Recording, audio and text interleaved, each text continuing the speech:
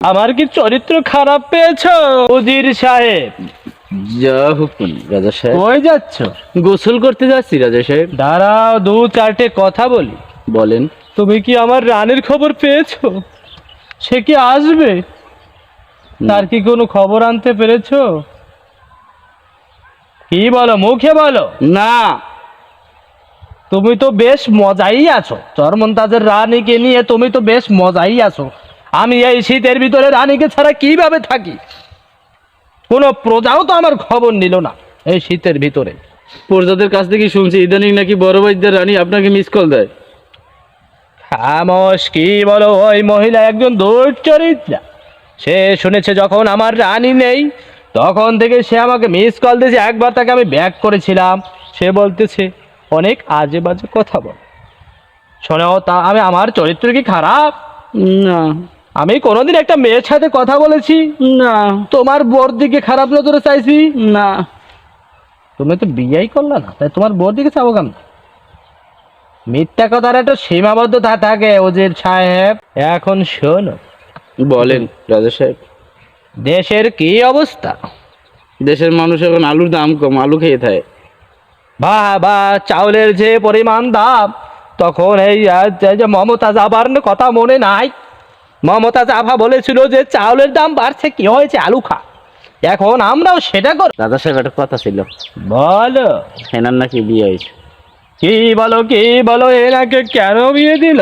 এনাকে তো আমার সাথে বিবাহ দেওয়ার কথা ছিল। আর কত করে? আমিও ভেবেছিলাম যখন রানী যখন না আসে তাহলে এনাকেই বিয়ের প্রস্তাবটা দিব।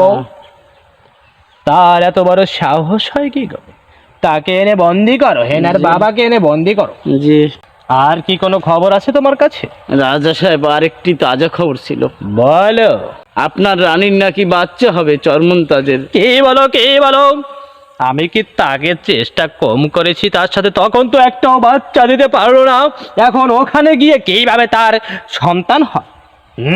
তাকে এনে বন্দি কর। বন্দি করতে করতে আর কারাগারে জায়গা নাই। জায়গা না থাকলে নতুন কারাগার তৈরি করে তাকে বন্দি করো। যা হোক। এখন শোনো, বলেন। যা বাজারে নাকি চেউয়া মাছের দাম বাড়িয়ে গেছে। সিজন শেষ পথে। সিজন শেষ হয়েছে, তাতে কি হয়েছে? তাদেরকে বলবা 3 কেজি 4 কেজি 100 টাকায় বিক্রি করতে, নাহলে রাজা সাহেব কে খেয়ে বাঁচবে? জি রাজা সাহেব, যা হোক। তুমি যদি 3 কেজি 4 কেজি যখন 100 টাকা দিবে তখন কিছু কিনে ফ্রিজে ভরে রাখো। জি। যা। এখন লাস্ট একটা কথা হলো, তুমি যেভাবেই হোক রানীকে ফিরানোর ব্যবস্থা করো। রানীকে ছাড়া আমি কিভাবে বাঁচবো? সে যদি 5-10টা সন্তানের মাও হয়ে থাকে তারপরও তাকে নিয়ে আসো।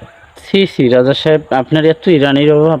তাহলে বড় ভাইদের রানীটাকে আমি নিয়ে আসুন, হুকুম দেন, আমি নিয়ে আসি। আমার কি চরিত্র খারাপ পেয়েছো? চরিত্র ভালো হলে তো আপনার রানী চলে যেত না রাজা সাহেব। খামোশ সেনাপতি, তুমি এত বড় কথা বললে আমার চরিত্র নিয়ে। তুমি কি কখনো দেখেছো পরনারীর দিকে আমি এরকম করে চাই কোনো সময়? তুমি দেখোনি।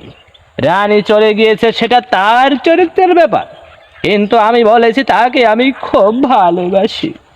তাই যে ভাবি 10টা পোলাপানের মাও যদি হয়, ওই পোলাপান তাকে দিয়া রানীকে নিয়ে আসবা। পোলাপান আনো বুঝি? তার চাইতে তো বড় ভাইদের রানী কি আনা ভালো। তুমি বারবার একই কথা বলে যাচ্ছ। তারও নাকি 2-3টা গুঁড়ো করা হয়েছে।